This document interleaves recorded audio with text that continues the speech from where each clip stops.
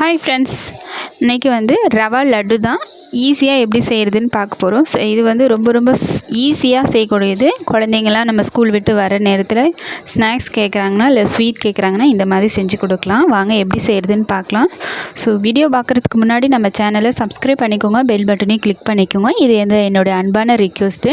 First stove on பண்ணிவிட்டு ஒரு அடிகனமான பாத்திரத்தை எடுத்துக்கலாம். இதில் 1 கப் ரவை எடுத்துக்கலாம். நீங்கள் எந்த கப்பில் ரவை எடுக்கிறீங்களோ அதே கப்பில் மற்ற எல்லா பொருளையும் அளந்துக்கோங்க. இப்போ 1 கப் ரவை எடுத்துகிட்டு இது நல்லா ஒரு 10 நிமிஷம் நல்லா லோ ஃப்ளேம்லேயே வச்சுட்டு நல்லா ரோஸ்ட் பண்ணிக்கலாம்.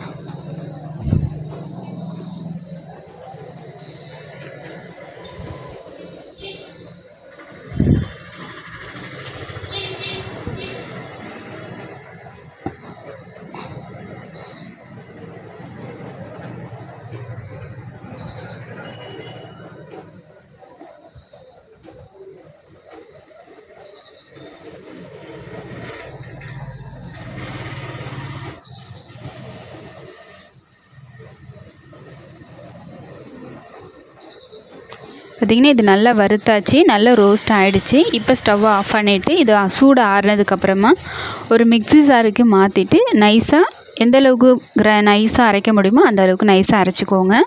நம்ம நைஸாக அரைச்சி செய்யும்போது கொஞ்சம் நல்லாயிருக்கும் சாப்பிட்றதுக்கு. இப்போ அதே 1 கப் தேங்காய் துருவல் சேர்த்துட்டு இதை நல்லா அந்த ஈரமெல்லாம் போயிட்டு நல்லா ட்ரையாக வர வரைக்கும் ரோஸ்ட் பண்ணிக்கலாம்.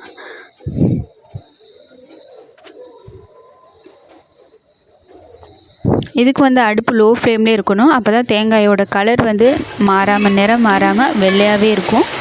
ஸோ அடுப்பு லோ ஃப்ளேம்லேயே வச்சுட்டு ஒரு 4-5 நிமிஷம் நல்லா ரோஸ்ட் பண்ணிக்கோங்க. அப்போ நல்லா சீக்கிரமாக ட்ரை ஆகிடும்.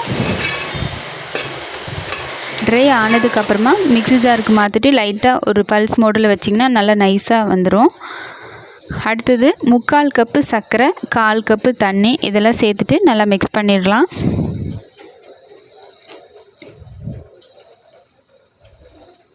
இந்த சர்க்கரையெல்லாம் நல்லா கரைஞ்சிட்டு நல்லா ஒரு கொதி வரும். நல்லா நுரைச்சிட்டு இப்போ நம்ம கையில் தொட்டு பார்த்தோம்னா ஒரு லைட்டாக ஒரு கம்பி பதம் வரும்.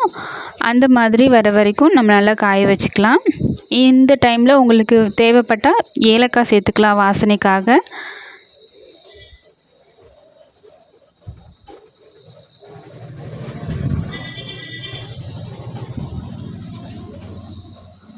இப்போ லைட்டாக ஒரு கம்பி பதம் வந்துருச்சு.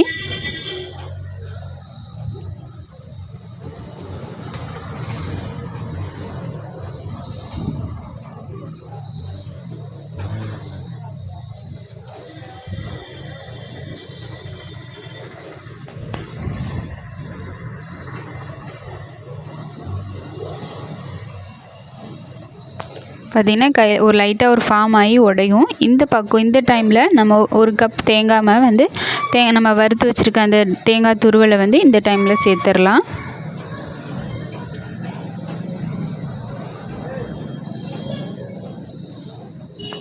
இப்போ இதை நல்லா கலந்து விட்டுட்டு இப்போ நல்லா நுரைச்சி வரும். அது வரைக்கும் இந்த தேங்காய் துருவெல்லாம் சேர்த்ததுக்கப்புறமா நல்லா மிக்ஸ் பண்ணிகிட்டே இருக்கும்போது பார்த்திங்கன்னா நல்லா நுரைச்சி வரும். அந்த டைமில் நம்ம ரவையை சேர்த்துடலாம்.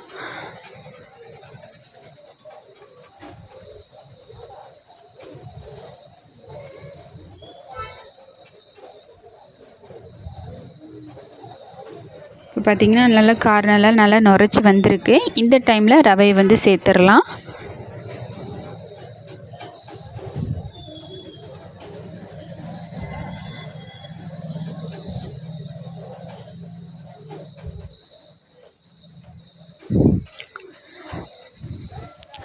நல்லா ரவையை சேர்த்துட்டு நல்லா மிக்ஸ் பண்ணி விட்டுட்டு ஸ்டவ்வை ஆஃப் பண்ணிடலாம். ஒரு பிஞ்ச் அளவுக்கு உப்பு சேர்த்துக்கலாம். அப்போ தான் இனிப்பு சுவை நல்லா தூக்கலாம், நல்ல சுவையாக இருக்கும்.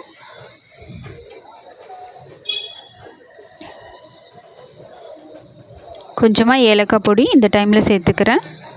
இப்போ இதை நல்லா மிக்ஸ் பண்ணி விட்டுறலாம்.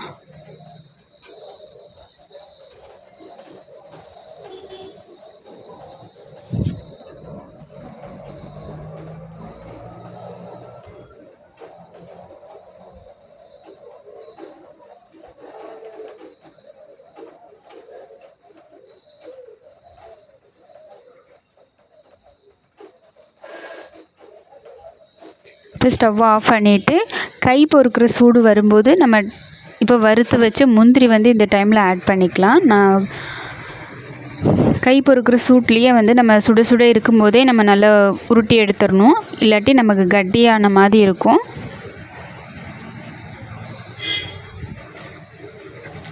உங்களுக்கு தேவைப்பட்டால் கையில் நெய் கூட தடவிட்டு இந்த மாதிரி நல்லா உருட்டி எடுத்துக்கலாம்.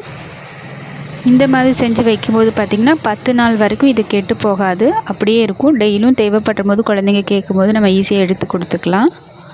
அவ்வளோதான் ஃப்ரெண்ட்ஸ், நல்ல சுவையான ரொம்ப ஈஸியான ரவா லட்டு வந்து ரெடி. வீடியோ பிடிச்சிருந்தா லைக் பண்ணுங்கள், ஷேர் பண்ணுங்கள், மறக்காமல் நம்ம சேனலை சப்ஸ்கிரைப் பண்ணுங்கள். நீங்களும் வீட்டில் ட்ரை பண்ணி பார்த்துட்டு எப்படி இருக்குது அப்படிங்கிறத கமெண்ட் பண்ணுங்கள். டேஸ்ட் வந்து ரொம்ப சூப்பராக இருந்துச்சு. நீங்களும் எப்படி இருக்குன்னு ட்ரை பண்ணிவிட்டு சொல்லுங்கள். தேங்க்யூ ஃபார் வாட்சிங்.